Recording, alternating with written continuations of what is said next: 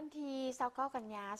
2025องค์การมิตรภาพนินนูไม้ประจำสาธารณรัฐประชาธิปไตยประชาชนลาวร่วมกับกรมกวดกาของศูนย์กลางสาวหนุ่มประชาชนปฏิวัติลาวมอบอุปกรณ์การศึกษาและกีฬาให้แก่โรงเรียนปฐมสมบูรณ์บ้านกล้วยเมืองสังทองนครหลวงเวียงจันทน์เนื่องในโอกาสวันสันติภาพสากลประจำปี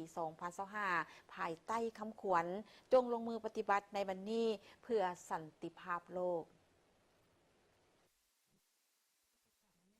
เข้าร่วมพิธีมอบอุปกรณ์ครั้งนี้มีท่านนางแคทเธอรีนโซเบรเบกาผู้ต่างหน้าองค์การมิตรภาพเมนโนไนประจำลาวท่านางแสงอ่อนปวงมณีวงศ์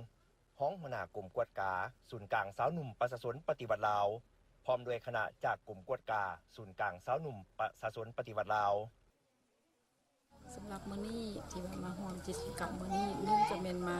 มอบเครื่องอุปกรณ์2มันจะเป็นวันสันติสุขเนาะ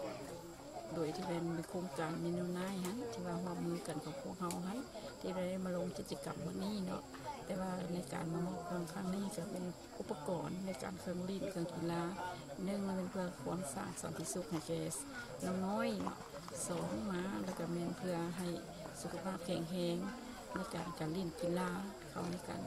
เรียนการสอนฮะนี่ก็เป็นโครงการกิจกรรมหนึ่งน้อยๆที่ว่าทางพวกเฮามีให้เนี่ยเจ้าจุดประสงค์หลักๆก็เพื่อมอบอุปกรณ์การศึกษาเนาะเครื่องกีฬาเนาะเนื่องในวันสันติสุขสากลเนาะของทุกๆปีเนาะซึ่งว่าองค์การมิตรภาพเมนโนไนประจำสปป.ลาวเนาะร่วมกับทางกรมกวดกาศูนย์กลางสาวหนุ่มประชาชนปฏิบัติลาวเนาะพวกเฮาก็ได้มามอบเครื่องดังกล่าวให้กับน้องน้อยนักเรียนเนาะอยู่ที่โรงเรียนบ้านกล้วยของพวกเฮานี่เมืองสังทองเจ้าสำหรับอุปกรณ์ที่นำมามอบในครั้งนี้ประกอบมีอุปกรณ์การเรียนและอุปกรณ์กีฬานอกจากนั้นยังมีอุปกรณ์เพื่ออำนวยความสะดวกในห้องเรียนและห้องการครูเช่นพัดลมจำนวน6เครื่องและเครื่องพิมพ์เอกสารหรือปรินเตอร์1เครื่องรวมมูลค่าทั้งหมด14 ล้าน4แสนกีบต่างหน้าโรงเรียนหับโดยท่านบุญมาสายสุพรรณธาผู้อำนวยการโรงเรียนปฐมสมบูรณ์บ้านกล้วยขอแสดงความเคารพขอบใจมายังทีมงานโครงการของ MDC หรือว่าเมนโนไนที่ประจำอยู่สปป.ลาวนะที่ให้การช่วยเหลือสุขยุต่อโรงเรียนของข้าพเจ้าเพราะว่าเป็นอุปกรณ์การเรียนของน้องๆนักเรียนหรือว่าเป็นเครื่องกีฬาหรือว่าเครื่องพอบเอกสารแล้วก็พัดลมเนาะ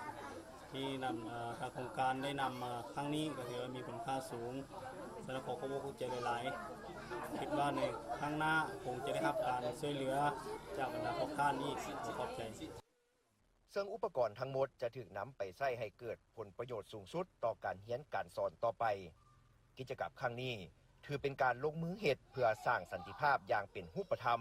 โดยเริ่มต้นจากการพัฒนาคุณภาพชีวิตของเยาวชนซึ่งเป็นกำลังแห่งสำคัญในการขับเคลื่อนประเทศชาติในอนาคต